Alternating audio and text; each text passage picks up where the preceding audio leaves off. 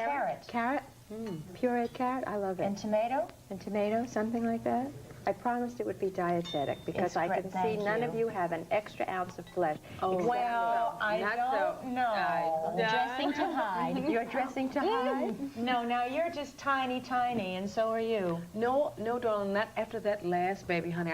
I spring back very quickly after the first one. But that second one, honey, they were calling me Orca, honey. They said I was going to see my doctor. They said I was going to see my doctor at SeaWorld. So the second one just really threw me for a loop, and so it's been a road back to recovery. I gained 60 pounds with each baby. I was enormous. With each one? My teeth were fat. I was just huge. 60 pounds? That's a lot of weight. I found out what it was, though. It was an exemption to do whatever I wanted to do. It was like an excuse. If you're a dancer, Debbie and I are dancers, and you're so disciplined all the time. This was like, well, excuse me, I'm pregnant. I just have to eat these bonbons and put my feet up, right? Yeah, it's like sort of an excuse to do whatever you want to do and not be the good girl and go to class and all those things. So I was huge. Huge. Yeah. I've heard that before about people who are always so disciplined. You must be all well, of the flip side is, I mean, you're not. all of you, you know, I mean, you all came out of the, Broadway musical. I mean, you all were dancers, hoofers. Why do you all do it? I mean, why did you all do it? We started at 5, so we're not... That's right. We just did it. Yeah, we were doing it when it really felt good. You mean you didn't know? Yeah. No, we were... Well, if you love to dance, if you have that innate spirit about you, it's like painting or whatever anybody else does. It's part of your life. To dance is part of my life. I mean, did you wake up one morning and say, this is it for me? I mean, how old were you when you really realized that dancing was a part of your life? That you mean to start? Yeah, to start. Well, I think it was when I saw Shirley Temple tapping up and down. I said, darling, I am fiercer than she is, honey. Move her over, honey. Give me some of those curls, darling, and give me those tap shoes. I think musical films really influenced me a lot as a kid. Really? Yeah, it was a very powerful influence to see that. Beautiful. What is I hope you like lobster. Oh, darling, oh, how wonderful. Oh, look at that. Oh, and it has flowers. Look how beautiful it is. Darling, I have to steal this recipe, darling. Do you cook like that? I mean, you do things that elaborate and yeah, pretty, I and do. well, God bless you. Well, you know, food. For Norm, does he appreciate something that's Norman elaborate? loves my cooking. I think, you know, I've made myself irreplaceable. You know what amazes me, though? Look what you're doing. You're producing, you're directing, you've got an album. I mean, you're doing the world. You've got 2 babies, and you find time to cook? I mean, how come Norm doesn't have a cook there for you? I'm his cook.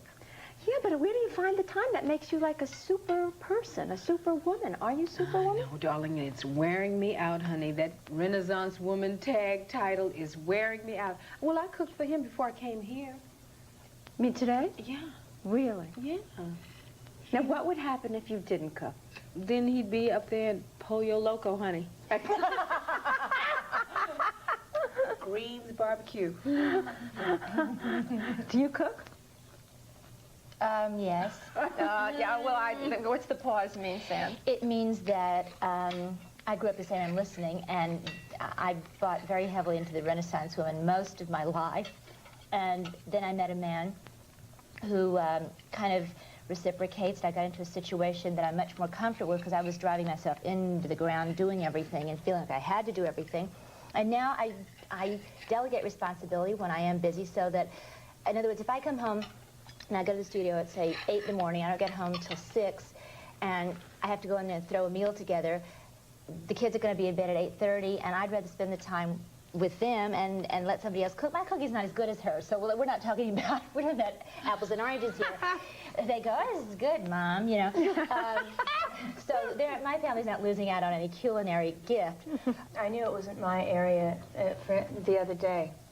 I went in there, and it was out on a tour. I said, okay, I'm going to make some nice chicken soup. And I started looking through all the recipes. And I don't know what else I was doing. I think I wanted to bake some cornbread or something like that. And I preheated the oven. I'm smelling something. I don't know what the heck that was. I just kept on going on and on. I said, what on earth is that smell? When it was time for me to put the cornbread into the oven out inside of there, and there was a wok in there, and I had cooked the wok. I cooked the wok and what you were smelling was The wooden handle. Or a wooden handle. Yes. No, I definitely should not do this. This is not my forte. I love it. But I like to burned clean down the house. Does that count? I really like to do that. Am I still in there as a Renaissance lady? I really like to scrub and clean dishes and laundry. I love all that. Oh, you like? I don't like laundry. Love laundry. You know what I think it is? I don't iron all do the that? laundry. No. I think it has a lot more to do with the way in which you clear out your mind. You like to clean house, you like to do the laundry, you like to cook. I like to stop and clean my drawers, put everything in order, and do things like that. Organize, just organize. If I don't have it organized, I go a little crazy. But I think it has something to do with organizing our life and finding that moment in which you can get everything out, clear the cobwebs out, and then go back in and like think about things. My mom did everything. She was a homemaker who did the cooking and the laundry and the sewing and I would find her sitting out at the end of the evening, just sitting on the porch outside, just sort of looking off. And did you ask her? I did. What are you doing, Mom? Nothing. Just thinking. So whatever your situation in life is, I think you have your little escape moments, whoever you are and however you work it out, you know? Yeah, I do. So my mom's was the porch. You organize your drawers. She cooks, then I clean, and you do laundry. So there you are. You should go into business, darling. Influence, I think, by your mom's. I No? have, yeah. Right? Mm. What did she My make mother. you? Just about everything. There's not much that I do that isn't somehow connected to her and her development of me. How'd she do it? I don't know. Somehow, the way she'd plant a seed and the way she would compliment you and give you confidence about something and make you feel that you were the best one at whatever this might be, and certainly that would make you want to continue on. That was one way, but I don't know, my mother, she's ahead of her time. She should write a book about this so we could all really get a handle on it, because she did a good job. And we're all still trying to figure it out. Your sister, too? Oh, my sister, too. I mean, you know, it's not by chance that Felicia and I are both doing so well at what we do. That was always expected. Aren't you lucky? I'm very lucky. I'm very but grateful. Lucky also because I don't know too many other black mothers from her generation who are able to also do that for their children. That's very true, because my mother had so many abilities that she was not allowed to pursue because of her blackness. She was nominated for a Pulitzer Prize for her first book of poetry in the 50s, and in Texas they were like, honey, who is this black woman? I mean, what is she doing? Honey, go wash some dishes. Yeah, it was very difficult, you know, and growing up in Texas gave one a very good sensibility about the world. Growing up black in the, you know, early 50s and 60s, you had a sensibility about yourself, but my mother never allowed us to feel that places that were segregated or places that we couldn't go. I mean, I couldn't even go to the ballet school for like 8 years until a Russian woman put me in there. How did that make you feel? I always felt fine because my mother would always find a way to get around this. She found a man who was formerly with the ballet Roost at Monte Carlo that used to come to my home and teach me ballet when I couldn't go to the school. You came from pretty much the same neck of the woods, but you're on the other side of the coin. I mean, did you feel some of the things that she felt? I mean, was there a sense of prejudice? Yeah, in fact, I'm listening to her because I grew up in Texas as well, and I grew up in a very wealthy community, and we weren't. I never wanted for anything because my father was a very hard worker. My mother, too, like Debbie's, she was an artist. And also I was brought up to not have prejudice, and I wrote a paper in the 7th grade, Miss Hendricks' class, I remember, and it was about the fact that the black children, we didn't have any black children in our school, but I saw once at a department store they had 2 water fountains, and I said, why is this water fountain? And my mother explained about that, and I was so horrified. I wrote this paper, and weeks kids didn't speak to me because I thought it was so unfair, and I stood up for it. And so there was a sensibility and a group of people that exist in that state that are not of that mind, certainly in the South. And I grew up feeling on the outside, very much like Debbie did. Did you ever feel like an outsider? Oh, yeah. I did, because my family came from Lithuania to the United States. And I remember the first language that I knew, the first words that I knew how to speak were Lithuanian.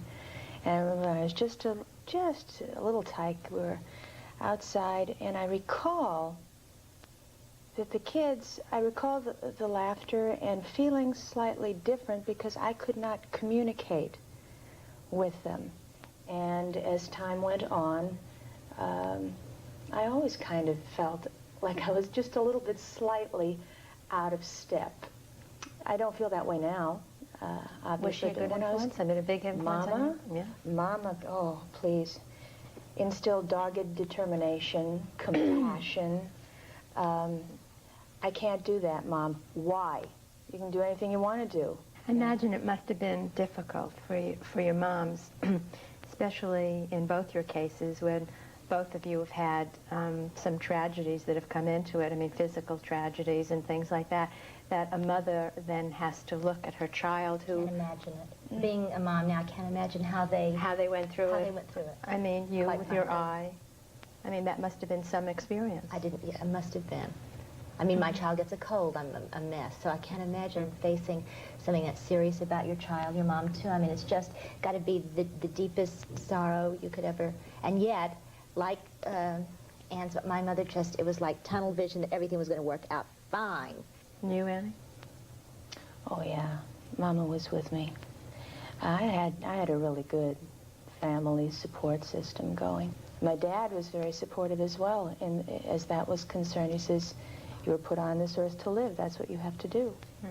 And it's the simplicity of them, you know, you were put on this earth to live. That is what you must do. You know, and you go, yeah, okay, that's it. Why am I asking questions? Is this complicated? No, it's not complicated. You got to live. That's all there was to it, and that's the two of them. You said early in the struggle, you know, we've all had it, and yet we've all survived, and yet I find that all of us in many ways have done similar or same things. I mean, you weren't until very now successful at any of your marriages. That's right. Right? Why do you think that was? Because of what you said before, of saying to yourself, finally, and letting go and going, look, I'm doing the best I can do. This is me, this is who I am. I'm not going to shape and mold myself around to suit someone else or to suit a business or to suit a situation. This is me, and take it or leave it. And once you relax with that, it's amazing how people do accept you. Why did you think your first marriage failed? I think growth in different directions, and I don't know, as you grow older, you really find out who you are and what makes you really happy and what doesn't. And it was good while it lasted, but I'm so happy now. I think I'm really with the man I was destined to be with. Norman Nixon is really the man that I think was born to spend my life with and have children with. Is he number one in the house? Or are you? Or are you equal? I think the kids are number one now. It used to be a fight for that finish line, honey, for who was number one. But, darling, those two children have taken over. For both of you? In a way, yeah. We're still number one for each other in that little time that we find for each other. This is kind of a delicate question, but what's going to happen when Norm can no longer play basketball? Oh, I'll see him all the time, and I'll love it. I think it's a transition. Well, what's he going to do with his life? Norman is fabulous. Norman is great in business investments. Does he handle your money? Oh, yeah, he's really invested our money. It's not my money, It's not your money, it's ours. No, because it's more his than mine, honey. Is it really? With all the things that you're doing, really? Yeah. Oh, yeah, it's more his than mine. Your husband handles your career now, right? Yeah. Is that a good thing? It's been off and on and off and on. Whenever it starts, when I feel like it's being too much, I go, you're fired. That's it, you're fired. And he likes it. Then he can go and relax and just be hubby, you know, and he enjoys that. kind of like a Mr. Mom situation. It's like he protects that part for me so that I can go ahead and do the things that I want to do. And it really, you know, you said he's really, your guy Norm is the only man you really ever, you know. Yeah, he's a real man. Yeah, well, that's what my guy is. That's the way I Manly in feel. the real Very sense of the manly. word. Yeah. But supportive. Yeah. Very supportive. Very Very supportive. supportive. Gets jealous if I have too many kissing scenes. Does he really? Mine too. Mine too. He goes, Oh, God. looks up at the screen. He goes, "What's going on here?" You know? Yeah, it doesn't. I've only been kissed on camera maybe twice, maybe 3 times. He can't stand it. That was 3 times too many, right? Yeah. Yeah.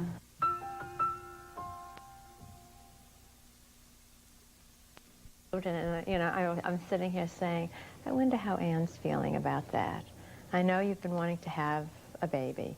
I know that it's been a difficult thing for you since the mastectomy, since everything. What are you going to do about that? Well, I guess if God wants us to have one, we'll go ahead and have one. It'll. Would you show adopt? itself. Absolutely. Are you thinking Absolutely. about We've been it? thinking about that. Sure. Yeah. You know, we went to Mexico to do a benefit this about a year and a half ago for the orphanages that are there. But if it were up to me, I would have had everybody come with me. And there's so many children, ages 6, 7, you know, that are supposed to be considered the difficult years. You know, everybody wants to have an infant. But I would love to have 1 or 2 or 3, and if you were at Thump, that's Andy from way across on the other side of the hill. No, it sounds good, because Norman was talking to me about having some more. I said, darling, you are not at Burger King ordering French fries, darling. I'll have 2 more, 3 more. You decided to have babies sort of Late in like life. late in life, right? Yeah. That must have been a big decision. It wasn't once I met Don. It wasn't? That was That it? brings it home. Really? I was very careful up to that point. Does Don Extremely manage you? so. Does he? No, No? Don was an actor. Yeah, I know. No, he's in real estate. During the strike last year in the summer, he said, I'm not going to sit around on my fanny for this little writer's strike. And he went out and got his real estate, came with the books. I thought, oh, well, I don't think he's going to be able to. And he did, and he got a job immediately, and he loves it. And I think he's just going to call a halt on that singing and dancing. Really? Yeah, he really likes it. He's doing well, too. Isn't that great? I think, yeah, success makes Does that everybody make you feel good. happier? Anything he does that he wants to do makes me happy, and that's just the way we operate. I'm a little bit older than you are, so I came from a generation in which the man always had to be the big guy, the big breadwinner, the big everything. And, you know, I think this has been really tough for women, especially in our business. Professional women, finding the right man, finding a man who's not going to be jealous of you, finding him and threatening. Don't you think? Well, oftentimes, if they're not in our business, sometimes what I see in relationships with some of my friends and people that I observe are the men feel left out, because if they're not part of the visibility in terms of what's happening, if they're not in acting or something like that, say, if your wife is a star or something, even if he's a very successful banker, you know, they kind of push him to the side in the room. You know, it's just like very difficult. People do it too. The people all the time, they pull them apart. In a strange way. I mean, I've had it happen to me. I think you probably have had it happen to you, no? Yeah, I think sometimes that men get very involved with, and tradition is wonderful, don't get me wrong, it's wonderful. But when you become obsessed with the traditional, I must be the breadwinner, I must be that, then all of a sudden, anything that you do, the woman does to bring in also the bread into the family, all of a sudden goes against their grain, because they feel that they are personally being attacked. Their Machoism. position is being personally attacked. Well, I like it the way Cher did it. What? Which way? She did a lot of ways. She did a lot of This ways. last way, didn't she find her boyfriend wasn't he a baker in a bakery? Didn't he make bagels or something? Something like and that. she fell in love with him, and she didn't care what he did. I love that. I think that's real honest, and That's real chemistry, freedom, that's too. all. I like that. Go Cher. Yeah. Don't be manipulated by the media. There you go. Well, yeah. Yeah. I love you guys. I think you're wonderful. I thank you for coming tonight. Oh, great. It's been The wonderful. food was great. Oh, It was great. thank you. Thank you. Come again. Thank you. We Anytime. will.